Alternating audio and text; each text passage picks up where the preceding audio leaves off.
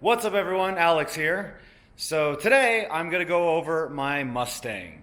So a lot of you, well some of you who watched my video from before saw that I basically talked about making a car step by step, but unfortunately there wasn't a whole lot of interest for that. So instead of me waiting and installing one part at a time like the original plan was, I just put everything on it. So what we have here is my 2020 Mustang. From the last video I posted, it doesn't look like a whole lot has changed, but I assure you, a lot has changed. So what you can see right now in the video is I do have some new rims. I have the Forge Star F14 20 by 10.5 fronts and 20 by 11s in the rear in the gunmetal option. I have Anderson Composites front lip, and I forgot who makes these canards, but I have those. Those are just because they look cool. This does make a difference, especially for the speed that it goes. Now, the next thing that I can show you, well, I guess I should say can't really show you, but I could show you. Let's pop the hood and see what I've done there. Let's get this. And I'm not sure if you can see it, but yeah, by the way, this hood is really heavy, really heavy. We're gonna have to fix that later on. So yeah, doesn't really look like I did much, huh? But would you be surprised to know this car makes over 1,000 horsepower? Yes. Yes, indeed, everyone tries to say that they make over 1,000 horsepower, but I do indeed make over 1,000 horsepower. So right now, I want you to post in the comments and guess right now what is done to this vehicle to make so goddamn much horsepower. Nothing, right? However, what's this? Looks like a cold air intake, but it's not. And then got an oil scavenge pump. I don't know why I have that. Well, let's lift it and see what I changed. Have you figured it out yet? What could be making so much horsepower? That's right, everybody. Twin turbo 62 millimeter turbos. I'll explain the exhaust in a minute, but let's start with the suspension. So I've installed Öhlins Road and Track coilovers with BMR everything. BMR front and rear sway bars, end links, adjustable toe, adjustable camber, camber lockout plates. I believe those are the camber something like that. The camber links, I think they're called. I don't know what Ford calls them. But I've also got those from BMR. We've also got the BMR jacking rails, and same thing with the front. Now we also got the Steeda bump steer correction because I was getting excessive bump steer when driving it aggressively over bumps. The car would basically turn on its own. We have Vorschlag upper top hats for the front and rear coilovers. We still are running the stock brakes. We are running R888Rs, which are dog shit for what I am doing, but they are what I had, as you can see. Now, as for the turbo system, we got a Helion sleeper kit with the stock 62 millimeter turbos, and the Helion equal length headers are installed there. We also have the Turbo Smart wastegates, external wastegates, and Turbo Smart blow-off valves. We do have the water cooling kit. Now you can see it's a little bit of a mess here. That's on me. That's not Helion's design. That's my own personal design. This is all going in the trash in probably about a week's time. So this is just temporary for now, but the watering system is kind of making it cluttered, and I've had to use a lot of cable ties just to keep it from dragging on the ground, possibly. Now, a lot of people have been asking me, like, aren't you worried about bottoming out? So I've been driving this car now with this kit for over a month now. And as you can see, the turbo has not made contact with anything. See, the paint's still intact. There's zero contact. Now, this is what I've been telling people. If you're worried about hitting the turbos while driving, you should be more concerned about hitting your plastic oil pan. By the way, that's getting removed in probably a couple weeks' time and replaced with a baffle pan because of, I'll explain that later. But anyways, so a lot of you in the comments are going to say, aren't you worried about hitting the turbos, et cetera, like I've been told multiple times. And the answer is no, because if you're going to hit your turbos, you're also going to hit your oil pan. So I think I'd be more worried about bashing my oil pan than I would be bashing my turbos. Because you bash the turbos, your car's not going to blow up. You bash your oil pan, you have to buy a new engine. And this is a brand new car. So warranty's gone, ladies and gentlemen. Warranty is gone. Another common concern I hear from a lot of people is, aren't you going to suck in water? Now, I live in Los Angeles. Los Angeles is known to get flash rain and flooding the road. But I'm going to tell you something, okay? If I would have went supercharged, I'm not going to drive this goddamn car in the rain. How the hell are you going to drive a 700, let alone 1,000 horsepower car in the rain? I got 315s. I don't get traction in the dry. So why the hell would I drive it in the rain when it's freaking, even a supercharger? So let me just get that out. If you're going to drive in light rain or water, it's fine. The only time you're ever going to suck in water and hydrolock your car, if you see, this is the lowest one because I had to cut it short because of the steering rack being in the way. But even then, like, essentially for you to, the amount of water you'd have to drive through to actually hydrolock the engine, your car's submerged in the water at that point. So even this car was bone stock, you're kind of a dumbass. Like if you're driving through, what would this be? That would be essentially like a foot deep of water. If you're driving your Mustang through a foot deep of water, you're a jackass and an idiot and deserve to hydrolock your engine. So yeah, that's not a concern of mine at all. Because even if I would have supercharged the car, I'm not going to drive it in pouring rain where there's floods. I've got other cars. So for those of you that plan on making this your only car, then yeah, probably not a good idea because it sort of makes it not drivable when it's wet or snowing. But yeah, I imagine if you can afford to drop as much money as I have into your Mustang, I imagine you can afford a spare truck or something. So anyways, another concern I had with this kit was the charge pipes. As you can see, they're the lowest point now on the car. They're lower than the subframe. And I considered that. Now you can see I am hitting it sometimes, but I will mention to you, I'm not hitting it as much as I thought. Now, the biggest issue I'm having is I drift this car. Yes, I drift this car. In fact, in about a week's time, you'll see a video uploaded. I'm going to a track day to drift all day. That's a problem because it is hitting the pipes. I don't know if you can see, but you can see it's been rubbing. So yeah, that is a problem.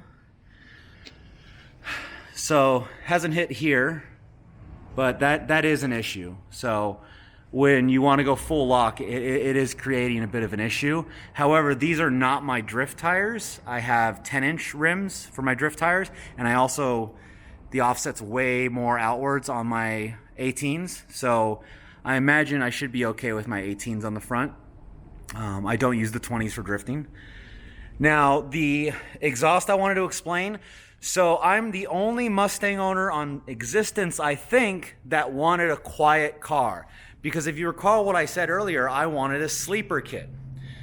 So I didn't want people to know that the car is making 1,000 horsepower. I wanted people to think it's just some GT, which on the outside, that's exactly what it looks like.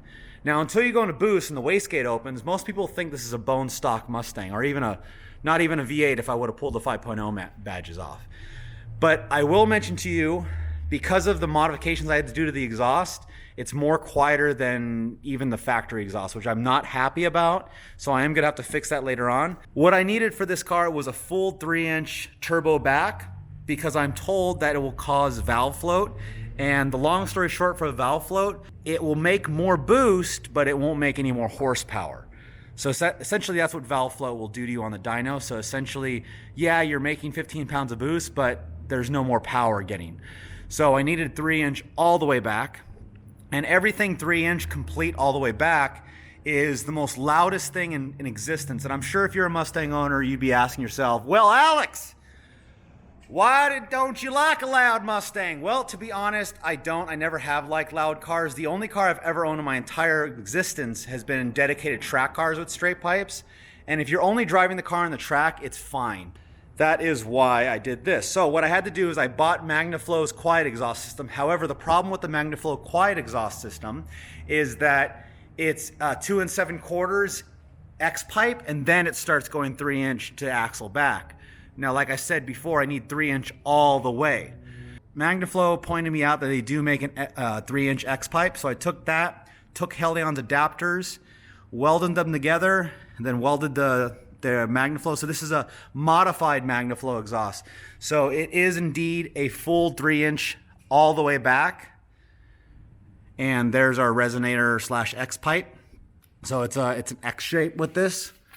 Forgive me, I'm trying to hold a light. So it's an X pipe through here, but it's full 3-inch. There's no step down anywhere in the exhaust system. So essentially, if you want to know what the one point I'm always hitting while driving this car, it's actually these V-bands. As you can see, V-bands are pretty up. So that's actually the only place I've actually made contact with. Another thing I've done is I have done the white line insert for the trans mount because I was experiencing the whole transmission going down. I also did a one-piece drive shaft shop aluminum drive shaft, and I wanted to hold off on doing a clutch considering the car has less than 2,000 miles on it. Well, had less than 2,000 miles on it. And I had that pretty much failed spectacularly. I'm going to show a photo right now, as you can see on the screen right now, of what happened to the factory clutch. Yeah, the spring broke for the pressure plate. So now it runs a McLeod RXT clutch, which is not the best daily driving clutch, but it's pretty much going to be the only thing I can really use because of the power I'm making. The transmission is the weak point at this point. The MT82, I believe is what it's called, is probably going to pop on me sooner or later. I didn't think this was going to be an issue this quickly, but I've already broken the diff bushings. I don't know if you can see it in the screen right now, but all the diff bushings are broken. All 4 are completely broken through.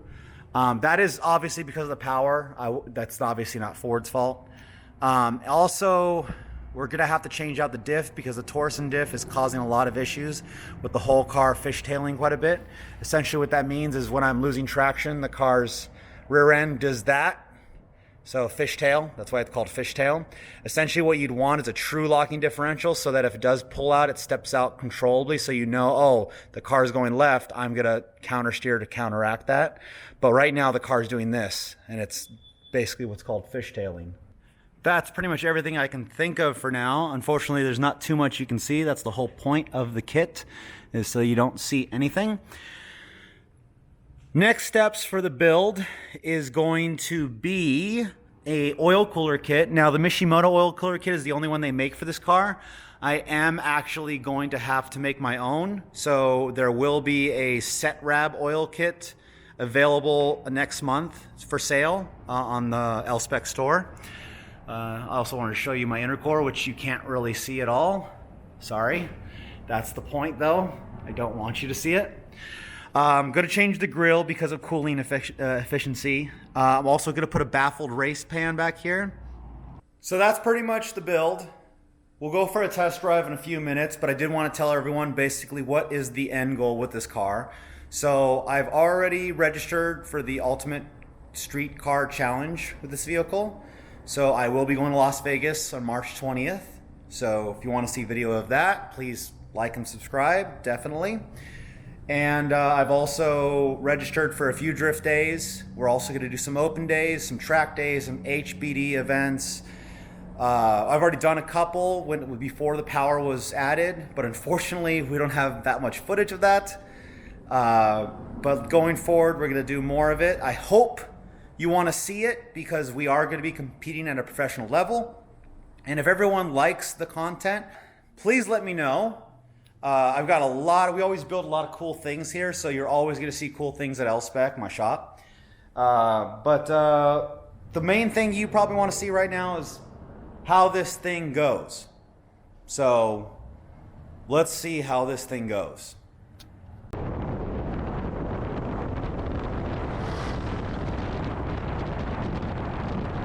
So driving a twin turbo Mustang, it's not quite as easy as you would think it would be. The lowest horsepower I can run, I am running flex fuel. I may have not mentioned that earlier in the video. I'm running a whole custom return fuel system, 1050 injectors from Injector Dynamics. And right now the car's on E80 basically, E85 flex fuel, but right now it's reading at E80. I don't really drive the car in 91, but it's definitely a fun car. It's not quite possible to drive the car at 1,000 horsepower with the current tires I have. I have R888Rs on the back, and they don't really get traction at all. I do have some Mickey Thompsons at the shop, but I don't like driving them because I don't have some beadlock. Now we're gonna go 20 to 65 miles per hour.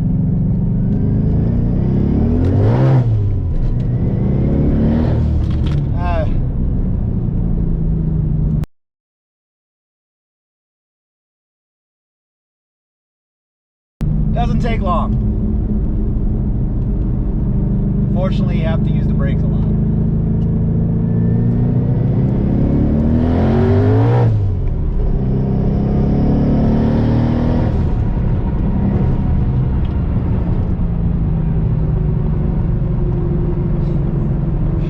I've been driving this car for over a month. It still scares the living shit out of me.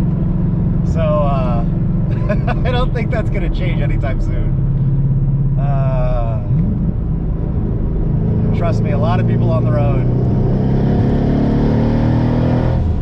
they look at you like, what the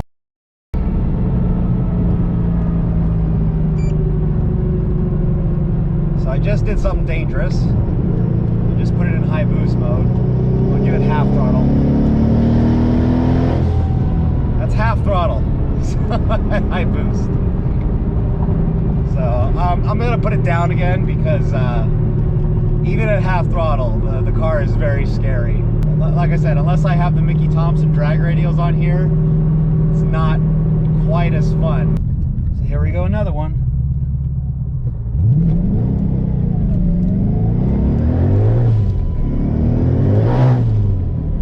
It just doesn't get traction. It just doesn't get traction. Again, I'm only on 10 PSI right now, and I just 315s.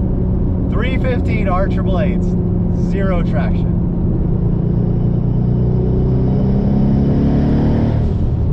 I love it. It's exactly everything I wanted and planned with this car.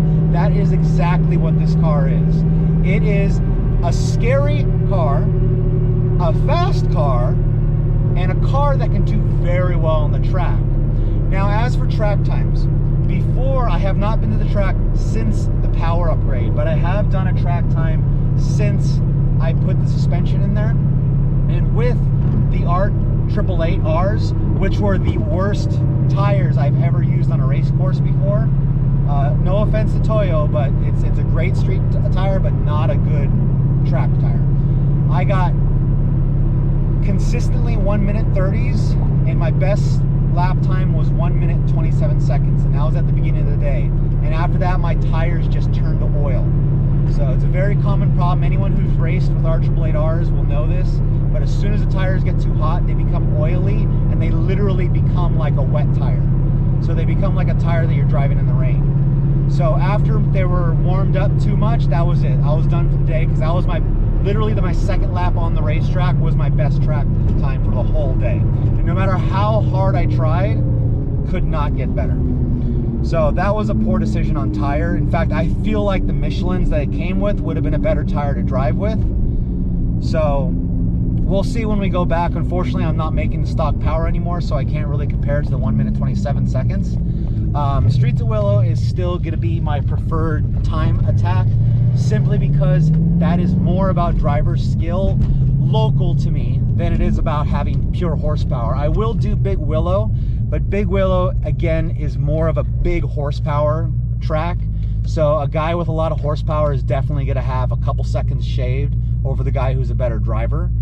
However, the equalizer truly, to my opinion, is Streets of Willow. So I feel like even with my setup, I think if I gain any additional time for my next Streets of Willow day, it's going to be with a better tire setup, because I do have 18s now. Well, I ran 20s last time, which was a poor decision. But that is probably going to contribute more to my time savings. So I'm shooting for hopefully a minute 20 next time, minute 20, minute 21, hopefully. I'm hoping I can get that time next time off that Streets of Willow. Again, I don't think power is going to make a big difference. There's literally only 2 areas you can use power, and it's like it'll at maximum shave half a second off, maximum. So if we were going to take my best time, it'll be like a minute 26 at best if I just ran the same tires. So that's why I like Streets of Willow, because it's all about the car's ability and the driver's ability. Half throttle, she's half throttle. So that is my Mustang. So the next video I'm going to be making on this Mustang is going to be the drift day we have on the 20th with extreme speed track events. That's going to be on the balcony track.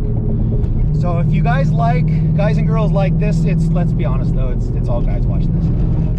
If you guys like this video, please subscribe, because I can see that 98% of my viewers are not subscribed.